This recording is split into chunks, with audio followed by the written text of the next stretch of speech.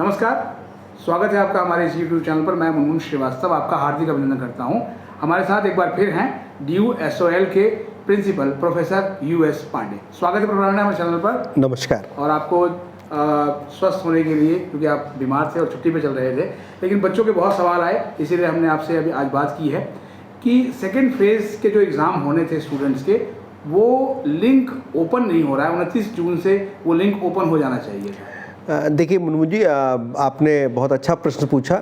मैं विद्यार्थियों को ये सूचित करना चाहता हूँ, विश्वविद्यालय की तरफ से ऐसे निर्देश आए थे हमें कि स्कूल ऑफ ओपन लर्निंग को अपना एक नया लिंक डेवलप करना था। तो इस कारण 1-2 दिन का डिले हो गया और बहुत ही जल्दी आपको इसकी पूरी सूचना सभी विद्यार्थियों को दी जाएगी और ये लिंक भी उपलब्ध होगा और जो भी छात्र इसके अंतर्गत आते होंगे उसकी सूचना भी दी जाएगी कौन कौन से लोग इस कैटेगरी में शामिल हो रहे हैं। सर, बहुत सारे बच्चों के सवाल ये है कि सेकेंड फेज़ में किन किन को चांस मिलेगा। बहुत सारा सस्पेंस भी रहा बीच में, तो अब क्या ये सस्पेंस दूर हो गया है? मैं आपको इस बारे में इतना ही कहना चाहता हूं, जैसा आपको पता है कि ये जितनी भी परीक्षा की एक्टिविटी होती हैं ये हमारा परीक्षा नियंत्रक कार्यालय दिल्ली विश्वविद्यालय ही कंट्रोल करता है। समय समय पर दिशा निर्देश इससे संबंधित विश्वविद्यालय द्वारा आते रहे हैं। अभी तक जो दिशा निर्देश हमें प्राप्त हुए हैं उनके अनुसार वो छात्र जो किसी कारणवश मेडिकली किस रीजन से वो एग्ज़ामिनेशन में शामिल नहीं हो पाए, उन्हीं छात्रों को ये सुविधा प्रदान की जा रही है। और मैं कहूँगा कि मैं विश्वविद्यालय का आभारी हूँ कि उन सभी छात्रों को विश्वविद्यालय अलग से पूरा कार्यक्रम तैयार करके उनके लिए परीक्षा आयोजित कर रहा है। इसीलिए ये रजिस्ट्रेशन की सुविधा उनको प्रदान की जाएगी। जहाँ तक जानकारी है उसके अनुसार उन सभी छात्रों को उसके लिए डॉक्यूमेंट्री एविडेंस भी देना होगा कि उनको किस प्रकार की मेडिकल एक्टिविटी से प्रॉब्लम थी या क्या रिलेटेड थी, उसका प्रिस्क्रिप्शन या जो भी उससे रिलेटेड डॉक्यूमेंट्स उनके होंगे वो भी शायद उस रजिस्ट्रेशन फॉर्म में उनको अपलोड करना पड़ेगा। तो रजिस्ट्रेशन फॉर्म में जनरली क्या क्या डिटेल्स देनी होगी? क्या ये डॉक्यूमेंट्स भी उसी समय अपलोड करने पड़ेंगे?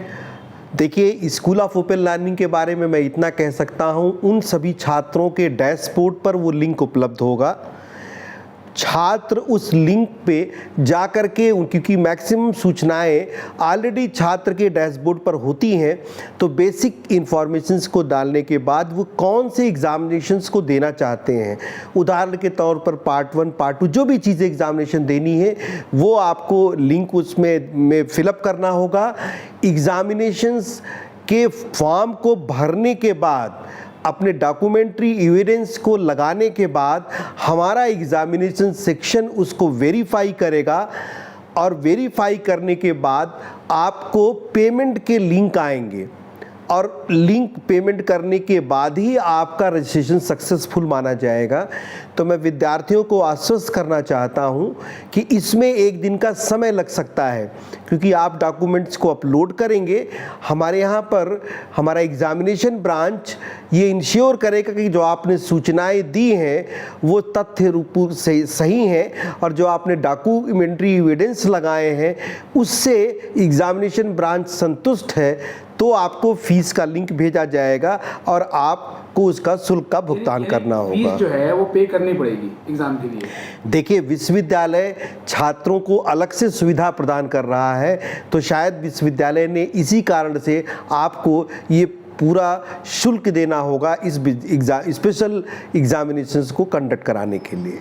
अच्छा, आपने कहा कि एग्ज़ाम ब्रांच ने कहा है कि एक DU अलग से रजिस्ट्रेशन करेगा, तो ये लिंक जो है वो किस तारीख से ओपन हो जाएगा? ये लिंक कल से अवेलेबल, यानी 1 जुलाई से उपलब्ध होगा सभी छात्रों के डैशबोर्ड पर।